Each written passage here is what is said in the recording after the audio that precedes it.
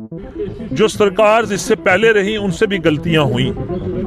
5 लाख से ज्यादा लोग यहां पर बैकडोर एंट्री से अपॉइंट हुए हैं, जिसमें डेली वेजर्स हैं, नीड बेस्ड वर्कर्स हैं, कैजुअल लेबर्स हैं, और 2 स्कीमें यहां पर आई जिनका नाम था रहबरे तालीम टीचर एंड सर्व शिक्षा अभियान।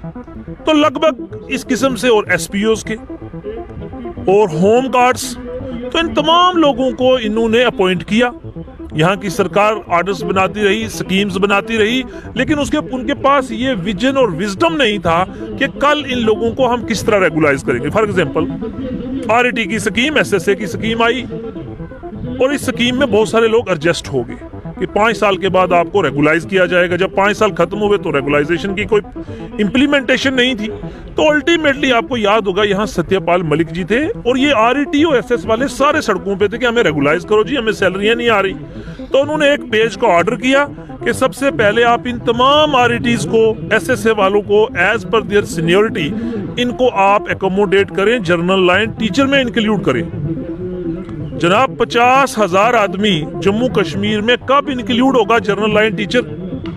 जब वो पोस्टें सारी फिलअप हो जाएंगी, तमाम डिस्ट्रिक्ट की वैकेंसी खत्म हो जाएगी, ये सारे लोग रेगुलाइज हो जाएंगे, उसके बाद टीचर्स की वैकेंसी क्रिएट होगी, उसके बाद लोगों को नौकरी जो है टीचर की मिलेगी। ये जो 10 साल का टेन्योर है, इसमें पढ़े लिखे एमए, बीएड, पीएचडी को टीचर की नौकरी नहीं मिलेगी और वो एवरेज हो जाएंगी।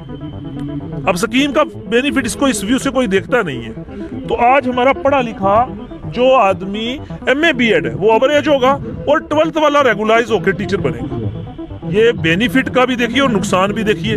अब ये जो बाकी वाले लोग एक डिस्ट्रिक्ट के अंदर, डिस्ट्रिक्ट की पोस्ट है टीचर की, ये लोग तो अनएम्प्लॉयड हो जाएंगे जब तक वहां वैकेंसी क्रिएट होती। एक टाइम था जम्मू कश्मीर के अंदर प्रोटेस्ट करके आप अपनी बात रख सकते थे। अब वो टाइम शायद किसी भी कोने में नजर नहीं आता है, लेकिन प्रेस क्लब की मैं खुसूसी तौर पे बात करूं, वहां पर दफा 144 लगा है। और जब कांग्रेस के बड़े मेंबर ऑफ पार्लियामेंट के पास 353 करोड़ का घोटाला निकलता है, तो भाजपा जो है पूरी प्रेस क्लब पहुंची। क्या उनके लिए उस वक्त दफा 144 नहीं था? क्या ये सिर्फ आम लोगों के लिए है? इस तरीके को आप इसको कैसे देखेंगे? देखिए, यही बदकिस्मती है कि यहाँ पर 2 तरह के कानून हैं। अक्सर हमने इस बात के ऊपर बहुत जोर दिया, साबित किया कि यहाँ पर 2 तरह के कानून किस तरह हैं।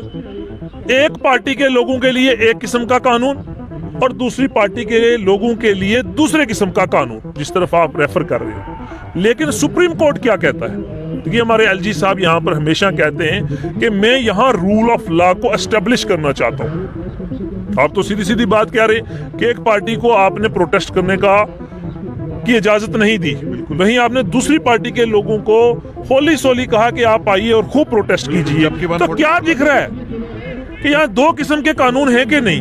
अपने लोगों के लिए एक कानून, दूसरे लोगों के लिए दूसरा कानून। और दूसरा, लोगों को पीसफुल प्रोटेस्ट करने से रोकना सुप्रीम कोर्ट की बहुत ही खास जो जजमेंट है उसकी वायलेशन है। बिकॉज सुप्रीम कोर्ट ने यह कहा कि peaceful protest is the fundamental right of every citizen of the country.